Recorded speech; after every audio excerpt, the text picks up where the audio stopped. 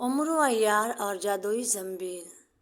عمرو عیار، جو اپنی چالاکی، ہوشیاری اور بہادری کے لیے مشہور تھا، کے پاس ایک خاص چیز تھی جسے وہ سب سے زیادہ عزیز رکھتا تھا، اس کی جادوئی زنبیل۔ اس زنبیل میں جو بھی چیز رکھی جاتی وہ غائب ہو جاتی، اور جب عمرو چاہتا تو وہی چیز دوبارہ نکل آتی۔ یہ زنبیل عمرو کی مہمات اور چالاکیوں میں ہمیشہ اس کی مددگار ثابت ہوتی تھی۔ ایک دن عمرو عیار کو خبر ملی کہ ایک قریبی سلطنت میں ایک ظالم اور جابر بادشاہ نے اپنی رعایا پر ظلم و ستم کی انتہا کر دی ہے۔ اس بادشاہ کے پاس ایک قیمتی جواہر تھا جو اسے طاقتور بناتا تھا، اور وہ اسی جواہر کی طاقت سے لوگوں کو زہر کر رہا تھا۔ عمرو نے فیصلہ کیا کہ وہ اس ظالم بادشاہ کے مقابلے میں کھڑا ہوگا اور اس کی طاقت کو ختم کر کے لوگوں کو آزاد کرائے گا۔ عمرو نے اپنی زنبیل تیار کی اور رات کی تاریکی میں بادشاہ کے محل کی طرف روانہ ہو گیا۔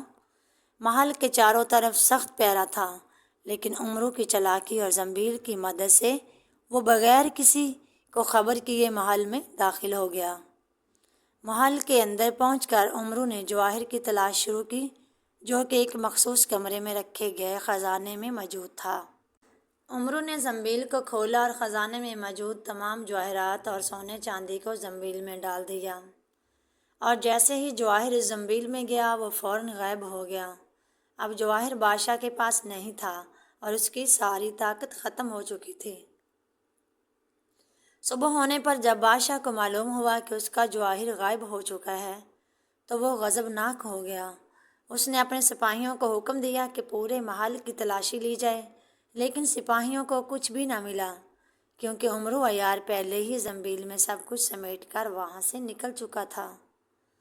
بادشاہ کی طاقت ختم ہو چکی تھی، عوام میں خوشی کی لہر دوڑ گئی۔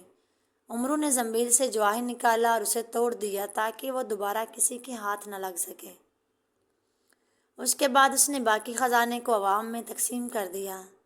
عمرو عیار کی اس مہم سے نہ صرف لوگوں کے ظلم سے نجات ملی، بلکہ اس کی بہادری اور چالاکی کی دھوم بھی مچ گئی۔